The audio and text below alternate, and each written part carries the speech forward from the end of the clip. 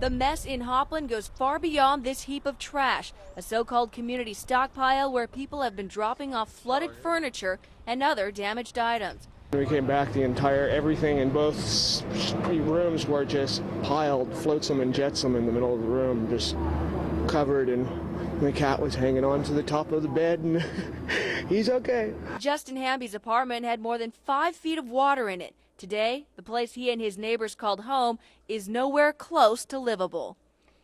The carpets took up most of the dirt. On the west side of Highway 101, Bill McCarn and his wife had to yank the carpet off their floors. It was covered in a ½ an inch of silt. Right now, all we're trying to do is just get everything dried, and then we'll clean it again. You can see how we had everything raised up off the floors like this, and we just had a real limited time to do it. The water was more of a flash flood type of action than it was a normal flood. And it was a swift current that pushed water in areas where it never really pushed it before as far as current water went. We see fences uprooted and pushed over, which before had never even been hardly touched. Trees were wiped out across town in what many say is the worst flooding the town of 800 has seen in decades. Born and raised here, 1932.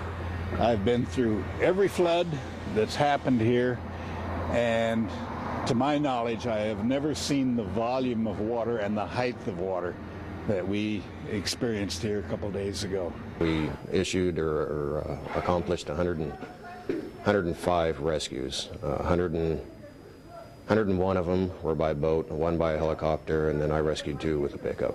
Flood victims that were trapped. Hopland schools saw some of the worst damage. Rushing mud waters flooded classrooms as much as 18 inches. School supplies, especially books, all ruined. You know, over $80 a book. Just example of what was ruined. Social studies, math, you know, 4th grade, 5th grade, just classroom destroyed. We lost all our 5th grade math books, all the 6th grade math books and social studies books, and a lot of the 4th grade. It's totaled. If you had a car wreck, you'd say the car was totaled. I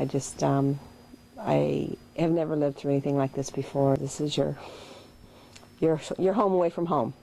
Spent a lot of hours here, and you look around and there's just devastation. If you look closely, there's a thick layer of mud over the whole room, all the carpet just completely, and you know that'll all have to be taken out. But the water overall was all just sort of a thick, muddy slurry of yuck. Teachers teamed up with community members, all volunteering to clean up the school and get it back in order to restore some normalcy for the kids. Even though our house didn't get hit, we just live right down the road. Going to our neighbors' houses and coming to school, it's devastating to see the mess that has ensued. So to come out and help is no big deal. Just helping get books into the garbage cans, get everything cleaned up. Why do you think that's important? Because it's just part of our community. Let's at least try to keep it clean. We want it to be a good, nice, clean community. So. In Hopland, Tricia Waugh, TV 50 News.